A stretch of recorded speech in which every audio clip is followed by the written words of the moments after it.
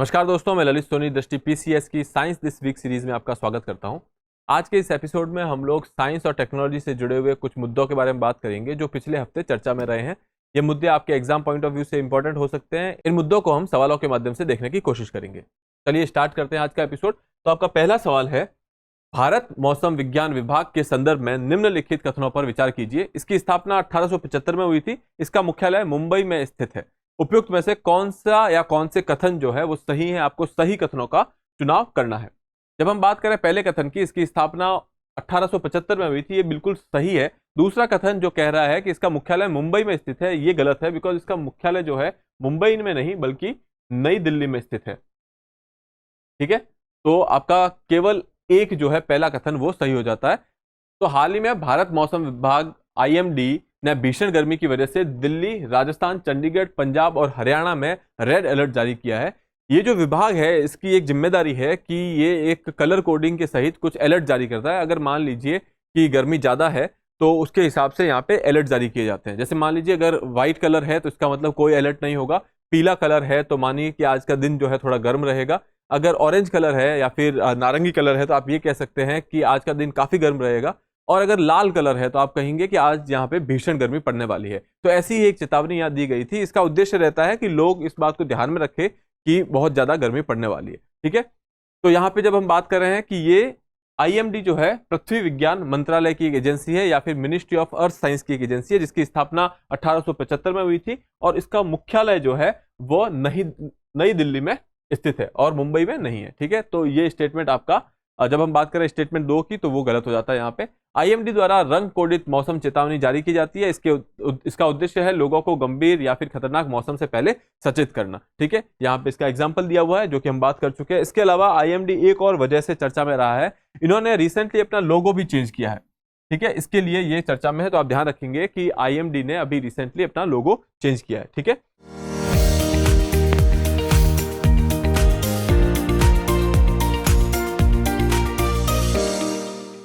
अब आ जाते हैं अगले सवाल पे। अगला सवाल है, दिमाग खाने वाले अमीबा के संदर्भ में निम्नलिखित कथनों पर विचार कीजिए। इसका वैज्ञानिक नाम नेग्लेरिया फाउलेरी है और यह एक एकल कोशिकाई जीव है। इसका वैज्ञानिक नाम नेग्लेरिया फाउलेरी है, जो कि बिल्कुल सही है और यह एक एकल कोशिकाई जीव है। यह भी बात सही है। जब हम अमीबा की बात कर रहे हैं तो यह एक एकल कोशिकाई जीव है। ठीक है, और इसमें आपको सही कथनों का चुनाव करना था, तो आपके सी यहाँ पे उत्तर हो जाएगा, 1 और 2 दोनों ही। इसके बारे में थोड़ी सी और बात कर लेते हैं। इसके बारे में हम लोग अभी बात इसलिए कर रहे हैं कि केरला में इस वजह से एक लड़की की मृत्यु हो गई है। ऐसा पहला केस नहीं है, भारत में ऐसे पहले भी केस हुए हैं। अगर वर्ल्ड ओवर देखा जाए तो लगभग 381 के आसपास 381 के आसपास केस हुए हैं। और अगर भारत की बात करें तो लगभग 20 केस भारत में भी ऐसे हो चुके हैं। ठीक है, लेकिन आमतौर पर अगर हम बात करें तो ये काफ़ी रेयर है, बहुत कम ऐसे केस देखने को मिलते हैं। ठीक है, दिमाग खाने वाले अमीबा के बारे में अगर बात किया जाए तो जैसा कि मैंने बताया, इसका वैज्ञानिक नाम नेग्लेरिया फाउलेरी है और यह एक एकल कोशिकाई जीव है। इसके अलावा यह झीलों में पाया जाता है। जब हम बात करें झीलों की, फ्रेश वाटर लेक होते हैं या मीठे पानी की झीलें या फिर नदियां होती है और ऐसी जगह जहां स्विमिंग पूल वगैरह है, तो वहां पे ये पाया जा सकता है। यह एक गर्म पानी में रहने वाला जीव है। लगभग 46 डिग्री सेल्सियस तक के टेम्परेचर में भी यह रह सकता है। यह अक्सर झीलों, गर्म झरनों और खराब रखरखाव वाले स्विमिंग पूल जैसे गर्म ताजे पानी के वातावरण में पाया जाता है। यह एक सूक्ष्म जीव है जिसे केवल माइक्रोस्कोप के साथ देखा जा सकता है। इसके कारण जो प्राथमिक रूप से जो बीमारी होती है उसका नाम है प्राथमिक अमीबिक मोनिंगोएन्सेफेलाइटिस। प्राथमिक अमीबिक मोनिंगोएन्सेफेलाइटिस यह बीमारी का नाम है जो इसकी वजह से होती है। ठीक है, इसके लक्षणों में सिरदर्द, बुखार, घबराहट, उल्टी शामिल है। बाद में रोगी की गर्दन में अकड़न हो सकती है और रोगी कोमा की स्थिति में भी जा सकता है। उसके बाद इसकी मृत्यु भी हो सकती है। जब हम इस पर्टिकुलर अमीबा की बात करें तो ये आपके नाक के माध्यम से आपके शरीर में घुसता है। अगर आप इसको उस पानी को पी जाते हैं तो शायद आपको ये बीमारी ना हो, लेकिन अगर ये आपके नाक के माध्यम से अंदर घुसता है तो यहाँ पे एक ओल फैक्ट्री टिश्यूज होते हैं जिसकी वजह से ये नर्वस सिस्टम में जाता है और ये ब्रेन को इफेक्ट करने लगता है।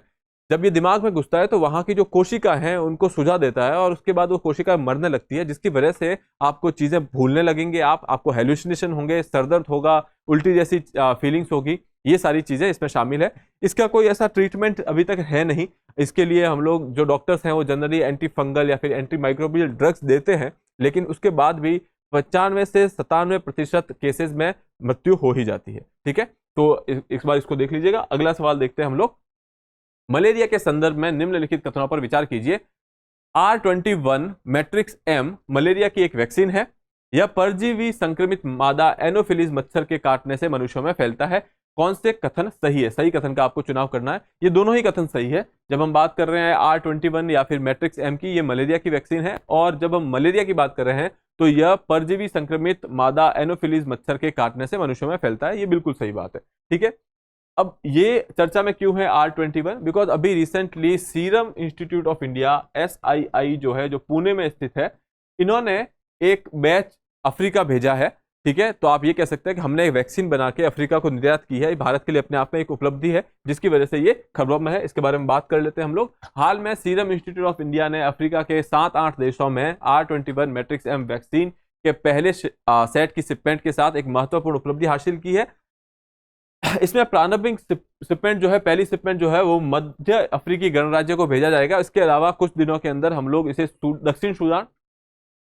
दक्षिण सूडान और डेमोक्रेटिक रिपब्लिक ऑफ कॉन्गो जैसे अन्य देशों में भी इसे भेजेंगे। ठीक है, मलेरिया के बारे में थोड़ी सी बात कर लेते हैं। मलेरिया प्लाज्मोडियम परजीवी के कारण होने वाली एक जानलेवा बीमारी है, और जब हम बात करते हैं संक्रमण की, तो यह संक्रमित मादा एनोफिलीज मच्छर के काटने से मनुष्यों में फैलता है। मलेरिया बीमारी सामान्यतः आपको उप सहारा अफ्रीका, दक्षिण पूर्व एशिया, दक्षिण अमेरिका सहित और भी जो आपके उष्ण कटिबंधीय और उपोष्ण कटिबंधीय क्षेत्र है, वहां पे आप इसको पाएंगे। और इसके अलावा लक्षणों की अगर बात करें तो आपको पता है, बुखार होगा, ठंड लगना, सिर दर्द, मांसपेशियों में दर्द, थकान जैसी स्थिति पैदा हो सकती है। ये बात है मलेरिया के बारे में। अब चलते हैं आगे। किस राज्य में नई पादप प्रजाति एम्ब्लिका चक्रवर्ती की खोज हुई है? आपके ऑप्शन है कर्नाटक, केरल, गुजरात, मध्य प्रदेश।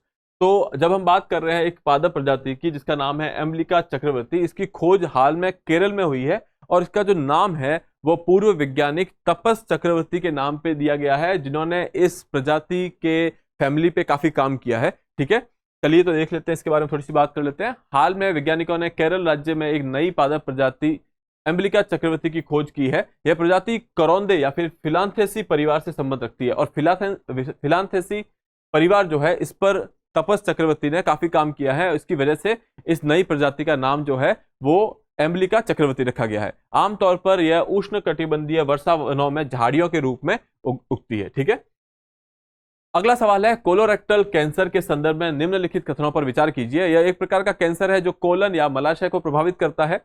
दूसरा स्टेटमेंट है, यह दुनिया भर में तीसरा सबसे आम कैंसर है, जो सभी कैंसर के मामलों का लगभग 10% है। आपको सही कथनों का यहां चुनाव करना है। जब हम बात कर रहे हैं इसकी, तो इसमें दोनों ही कथन बिल्कुल सही है। ठीक है, ऑप्शन सी आपका उत्तर होगा।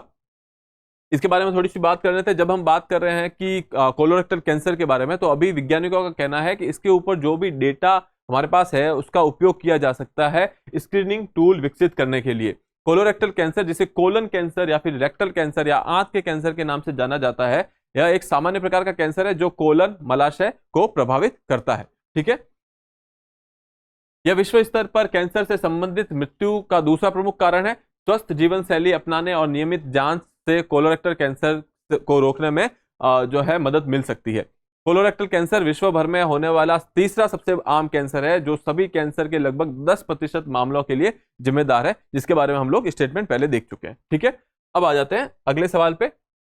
बुलावा बैलिस्टिक मिसाइल किस देश के द्वारा विकसित की गई है? रूस, अमेरिका, चीन और भारत। बुलावा बैलिस्टिक मिसाइल जो है रूस के द्वारा डेवलप की गई। ऑप्शन ए आपका सही उत्तर होगा। इसके बारे में बात कर लेते हैं यहाँ पे। हाल में रूस ने पनडुब्बी से प्रक्षेपित होने वाली बुलावा अंतर महाद्वीपीय या फिर इंटरकॉन्टिनेंटल बैलिस्टिक मिसाइल को सेवा में शामिल किया है।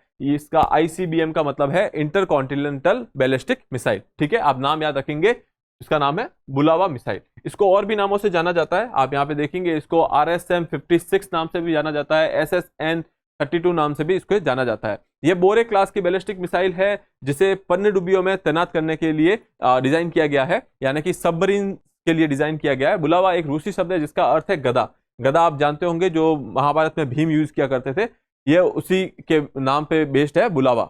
यह मिसाइल एक साथ 6 multiple independent re entry vehicle को साथ ले जा सकती है। यह मिसाइल की मारक क्षमता 8000 किलोमीटर से अधिक है। जब भी हम इंटरकॉन्टिनेंटल बैलिस्टिक मिसाइल की बात करते हैं तो उनकी क्षमता हमेशा ज्यादा रहती है। ठीक है, तो इसके बारे में हमने ये फैक्ट्स पढ़ लिए।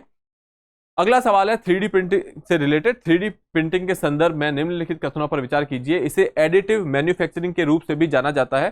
यह नवोन्मेषी तकनीक कंप्यूटर नियंत्रण के तहत सामग्रियों की परत बनाकर त्रिआयामी वस्तुओं का निर्माण करती है। कौन से कथन सही है?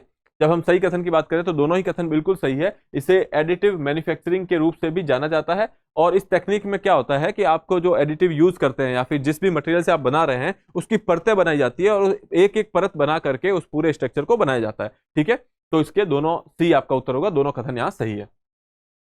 हाल में इसरो ने एडिटिव मैन्युफैक्चरिंग तकनीक के साथ इन्होंने पहली बार जो है एक तरल रॉकेट इंजन बनाया है या फिर लिक्विड रॉकेट इंजन बनाया है। इसकी वजह से ये चर्चा में रहा था। 3D प्रिंटिंग के बारे में बात करें अगर तो 3D प्रिंटिंग जिसे एडिटिव मैन्युफैक्चरिंग के रूप में भी जाना जाता है, वैश्विक विनिर्माण प्रक्रियाओं में क्रांति लाने वाली एक अत्याधुनिक तकनीक है।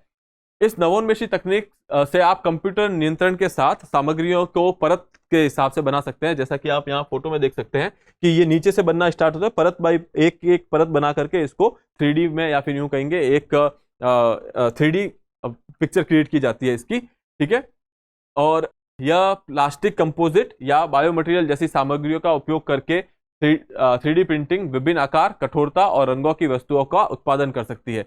जब आप देखेंगे कि अगर हम लोग बात करें पेंटिंग बनाने की, अगर आप कोई चीज पेंट कर रहे हैं तो जिस तरीके से आप इसको पेंट कर रहे हैं या फिर बना रहे हैं वैसे ही इसको बनाया जाएगा, लेकिन यह एक अपने आप में वस्तु बन के आएगी। ये 3D प्रिंट है और ये पूरी की पूरी वस्तु को तैयार कर सकती है। बेंगलोर में हाल में इसी टेक्निक को यूज करके एक पोस्ट ऑफिस का निर्माण किया गया, एक और मंदिर का निर्माण किया गया है। तो आप देखेंगे कि ये कहाँ कहाँ ऐसी जो है उपलब्धियां हासिल की गई है। निम्नलिखित में से कौन अंतरिक्ष पर्यटक बनकर जाने वाले भारत के पहले व्यक्ति बने? M Jagadesh Kumar, Gopi Thotakura, Sameer V Kamath, Saji K we. तो यहाँ पे अगर हम बात करें तो गोपी थोटाकुरा ऐसे व्यक्ति है जो कि अभी पर्यटक बन के अंतरिक्ष में जाने वाले व्यक्ति बने हैं और इन्होंने अमेजॉन के जेफ बेजोस के द्वारा एक ब्लू ओराइजन कंपनी के एक रॉकेट में जो है फ्लाइट ली है और ये वहां पे गए हैं अंतरिक्ष में। हाल ही में भारतीय मूल के उद्यमी और pilot Gopi Chand Thotakura Jeff Bezos की ब्लू ओरिजिन फ्लाइट से अंतरिक्ष की सैर करने वाले पहले भारतीय बन गए हैं और ये ब्लू ओरिजिन की न्यू शेपर्ड 25 NS-25 मिशन के तहत 6 चालक दल के साथ अंतरिक्ष में गए हैं, उनमें से एक ये भी है। ठीक है, तो इसी के साथ आज के इस वीडियो को हम लोग यहीं विराम देंगे। मैं फिर मिलूंगा आपसे किसी और एपिसोड में, तब तक के लिए have a good day, thank you. और अगर आपने ये चैनल नहीं सब्सक्राइब किया है तो इसे सब्सक्राइब कर दीजिए। डियर व्यूअर्स, अपने एग्जाम की तैयारी को और बेहतर करने के लिए हमारे चैनल को लाइक, शेयर और सब्सक्राइब करना न भूलें।